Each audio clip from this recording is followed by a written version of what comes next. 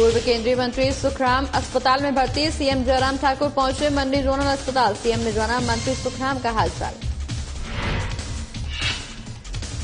सोलन में संयुक्त प्लेसमेंट अभियान कार्यक्रम आयोजित, सीएम ने कार्यक्रम को किया संबोधित, कहा सीएम स्वावलंबन योजना निभा रही अहम भूमिका।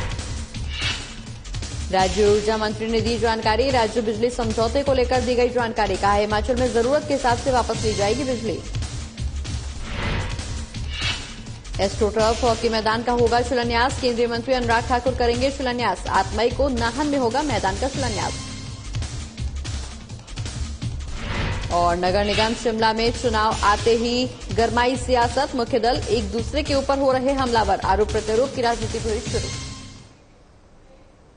नमस्कार, मैं हूं आपके साथ प्रगति चतुर्वेदी और आप देख रहे हैं हिमाचल प्रदेश की खबरें। तमाम बड़ी खबरों की शुरुआत करेंगे जहां प्रदेश की राजनीति के चाणक्य कहे जाने वाले पूर्व केंद्रीय राज्य मंत्री पंडित सुखराम को शुक्रवार को ब्रेन स्ट्रोक के चलते जोनल अस्पताल मंडी में भर्ती करवाया गया है। बता दें कि मंत्री सुखराम के स्वास्थ्य में आज थोड़ा सुधार देखने को मिल रहा है। अस्पताल में डॉक्टर्स की एक टीम लगातार उनके स्वास्थ्य की निगरानी कर रही है। वहीं आज मुख्यमंत्री जयराम ठाकुर मंडी अस्पताल पहुंचे हैं और उनके स्वास्थ्य का डॉक्टर्स से ब्यौरा लिया है, साथ ही उनके जल्द स्वस्थ होने की ईश्वर से कामना भी की है। इस बात को लेकर के बहुत संतोष है कि उनकी सेहत कल की तुलना में आज बहुत बेहतर है, सुधार हुआ है, स्टेबल है। अभी जब बात करने की भी कोशिश की तो उन्होंने रिस्पॉन्ड भी किया। परिवार की ओर से उनके लिए एक सुझाव है कि हम उनको दिल्ली ले जाना चाह रहे हैं, तो दिल्ली जा रहे हैं और मैं उनके शीघ्र स्वास्थ्य लाभ की कामना करता हूं। श्री सुखराम जी हमारे वरिष्ठ नेता रहे हैं प्रदेश में और केंद्र में भी वर्षों तक मंत्री के रूप में काम करते रहे हैं। एक बहुत बड़ा कंट्रीब्यूशन है उस दृष्टि से हिमाचल की राजनीति में और हिमाचल के विकास में। परसों ही हमें पता लगा कि उनको ब्रेन स्ट्रोक हुआ था, क्योंकि रिस्पॉन्ड ऐसा नहीं किया उन्होंने कि जिससे हमें महसूस होता है। और यहाँ से मनाली गए थे वो मेरी सिस्टर के पास, वहीं उनको जब लगा कि जो अटेंडेंट हमने रखा है तो उसने कहा कि इनके हाथ और पाँव में जो है वो चलना नहीं चल रहे हैं और इस वजह से फिर हमने उनसे समझा परसों ही उनका वहाँ CT स्कैन करें, क्योंकि उन्हें MRI हो नहीं पाई तो उनको मंडी लाया गया और MRI करने के बाद, क्योंकि कल इनकी तबीयत बहुत ज़्यादा बिगड़ गई और MRI करने के बाद पता लगा कि इनको काफ़ी सीवियर ब्रेन स्ट्रोक हुआ है और उससे काफ़ी पोर्शन उनका जो है ब्रेन का डेड हुआ है। तो जब शाम को जो डॉक्टर ने कहा और ये भी कहा कि इसमें हो सकता है कि कोमा में चले जाए, तो बहुत बड़ी एक चिंता का विषय था।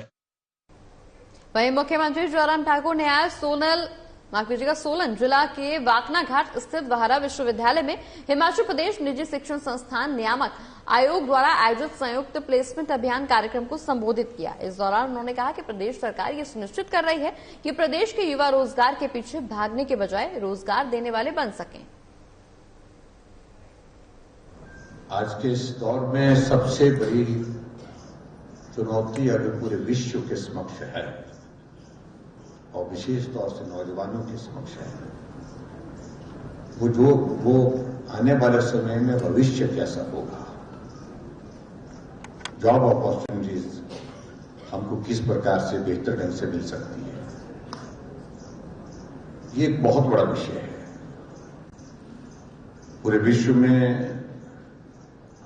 इस सारे विषय को लेकर के एम्प्लॉयमेंट जनरेशन ज्यादा से ज्यादा हम कर सकें, ज्यादा से ज्यादा जनरेट कर सकें, अपने स्तर पर प्रयत्न चल रहे हैं और हम भी हिमाचल प्रदेश में इस प्रकार से जॉब अपॉर्चुनिटीज ज्यादा से ज्यादा हमारे नौजवानों को मिल सके, इसके लिए प्रयत्नशील है।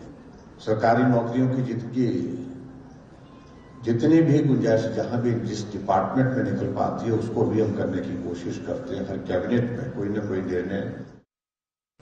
ऊर्जा राज्य हिमाचल में अब 15 जून से सितंबर तक 40 करोड़ रुपए हर दिन के हिसाब से बिजली बेची जाएगी। जी हां, ऊर्जा मंत्री सुखराम चौधरी का कहना है कि हिमाचल प्रदेश में अरुणाचल पावर कॉर्पोरेशन से समझौते के मुताबिक 15 लाख यूनिट हर दिन बिजली उनको दी जाती है। जब हिमाचल को जरूरत होगी तो उनसे 25% बिजली बढ़ाकर वापस ली जाएगी। हिमाचल प्रदेश में हमारे पास थोड़े से समय को छोड़ के अप्रैल महीना उसमें थोड़ी सी शॉर्टेज हमारे पास आई बिजली की, क्योंकि हमारे जो थर्मल प्लांट हैं 4 यूनिट, उनमें कोयले की शॉर्टेज 50% वो चले, इसलिए बिजली बोर्ड को बाहर से बिजली परचेज करनी पड़ी और हमने बिजली बोर्ड ने जो हमारी इंटरनल एडजस्टमेंट है, 2 प्रोजेक्ट हमारे सावड़ा कुंडू कासंग प्रोजेक्ट है, 176 मेगावाट की इनकी क्षमता है। हमने 1 साल के लिए 3 रुपया 40 पैसे प्रति यूनिट ये बिजली परचेज करने का एग्रीमेंट किया है। राज्यसभा सांसद डॉक्टर सिकंदर कुमार बिलासपुर में स्थित किसान भवन में जनसभा को संबोधित करने पहुंचे, जहां कार्यकर्ताओं ने उनका भव्य स्वागत किया। बता दें कि इस दौरान उन्होंने कहा कि प्रदेश की बीजेपी सरकार जयराम ठाकुर के नेतृत्व में मिशन रिपीट करेगी, बीजेपी 50+ का आंकड़ा छुएगी। दरअसल हिमाचल प्रदेश में चुनाव पास है, इसलिए हिमाचल में दिल्ली से कुछ सिरफिरे आ रहे हैं जो लोगों को गुमराह कर रहे हैं, ये कहकर कि वो यहां पर राजनीति नहीं बल्कि रोजगार और गरीबी दूर करने आए हैं। इनके झांसे में कार्यकर्ताओं को नहीं आना चाहिए। साथ ही उन्होंने दिल्ली और हिमाचल के रोजगार के आंकड़ों पर भी गौर करते हुए कहा कि हिमाचल प्रदेश में रोजगार का ग्रोथ रेट 79.9% है, जबकि दिल्ली में ये आंकड़ा 51.8% है। यही हाल बीपीएल और अन्य क्षेत्रों का भी है। वहीं उन्होंने लोगों से आह्वान भी किया कि आपके झांसे में न आए। जो भी होगा देखा जाएगा, लेकिन काम जो दायरे में होंगे वो करना पड़ेंगे, जनता के काम करना पड़ेंगे, जनता के बीच रहना पड़ेगा। और मैं आश्वासन देता हूं कि भारतीय जनता पार्टी ने पूरे 4 साल में कोविड के बावजूद भी जयराम सरकार ने बहुत अच्छे काम किए और उन कामों को आप जन जन तक पहुंचाएं। अगर कोई काम अभी रहा होगा तो हम उसको करवाने की कोशिश करेंगे, लेकिन जब 10 काम आप देते हैं, 8 आपके हो जाते हैं, 2 रह जाते हैं, उन्हीं के पीछे आप लोग भी लगते हैं, तो उनको भी कोशिश करेंगे। लेकिन अब एक ही आपने उद्देश्य रखना है कि आने वाले 3-4 महीने सिर्फ पार्टी के लिए, जैसे अर्जुन का एक ही जो निशाना था, जो मछली की आंख थी, अब आपने एक ही निशाना रखना है, कांग्रेस पार्टी, और कांग्रेस मुक्त हिमाचल करना है। अनुराग ठाकुर की व्यस्तता के चलते शिलान्यास समारोह 15 मई को प्रस्तावित हुआ था, लेकिन अब ये कार्यक्रम पूर्व निर्धारित शेड्यूल के अनुरूप ही यानी कि 8 मई 2022 को ही संपन्न होगा। इसकी जानकारी विधायक डॉक्टर राजीव बिंदल ने जनसंपर्क अभियान के दौरान दी।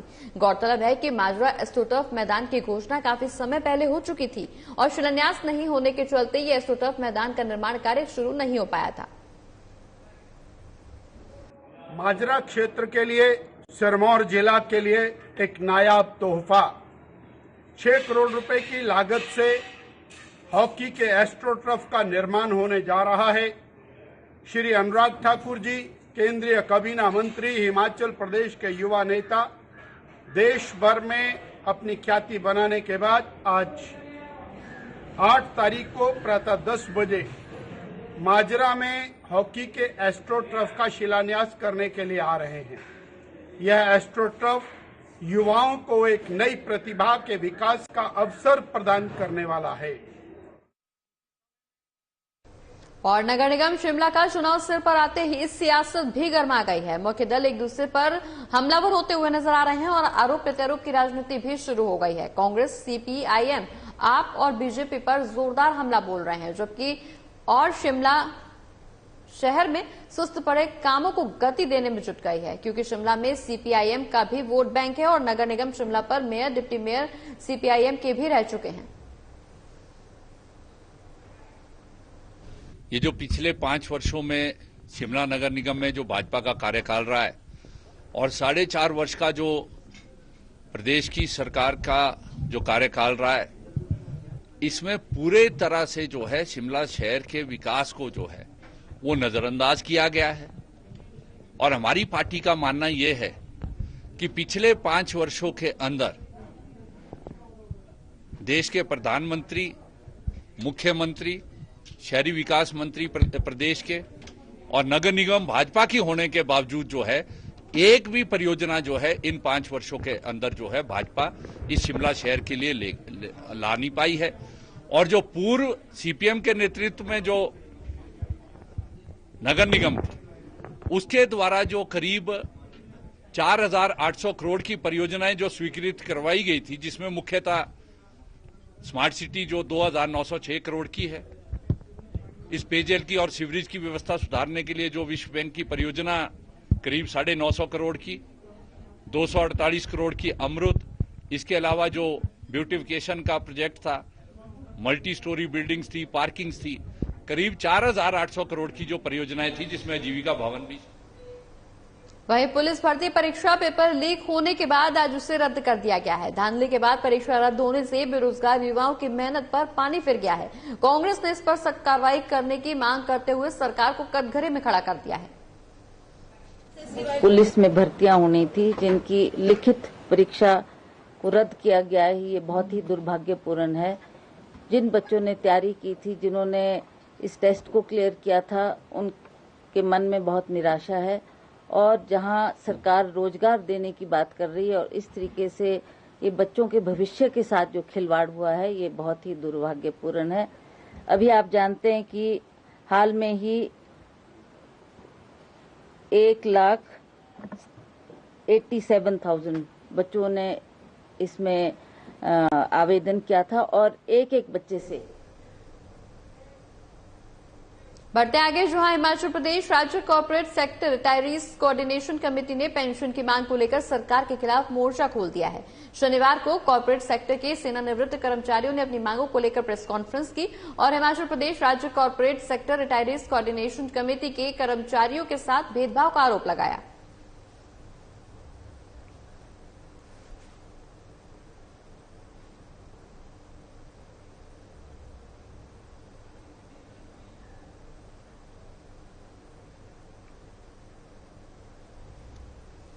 तो सेवानिवृत्त कर्मचारियों ने मोर्चा खोल दिया है। बता दें कि पेंशन की मांग को लेकर सरकार के खिलाफ यहां नारेबाजी की जा रही है।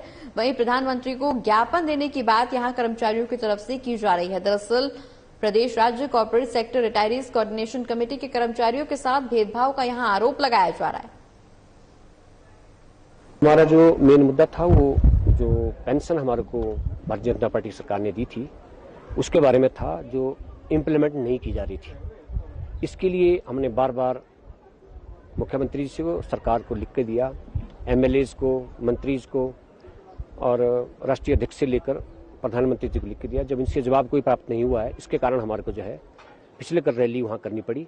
मौन रैली हमने निकाली है और काले बिल्ले मुंह में पटिए बांधकर जो है हमने ये रैली का किया है। हमारा आपके माध्यम से, मीडिया के माध्यम से माननीय मुख्यमंत्री जी श्री जयराम ठाकुर से आग्रह है कि आप इस बारे में स्पष्ट नीति करें और बताएं हमारे को कि पेंशन कब दे रहे हैं आप। अब ये नहीं चलेगा कि मेरे ध्यान में है, उस ध्यान को आप पीछे हटाइए। और जो 6,730 लोगों का पेंशन का मामला है। और इसी के साथ हिमाचल प्रदेश की तमाम बड़ी खबरों में फिलहाल इतना ही। मुझे दीजिए इजाजत। नमस्कार।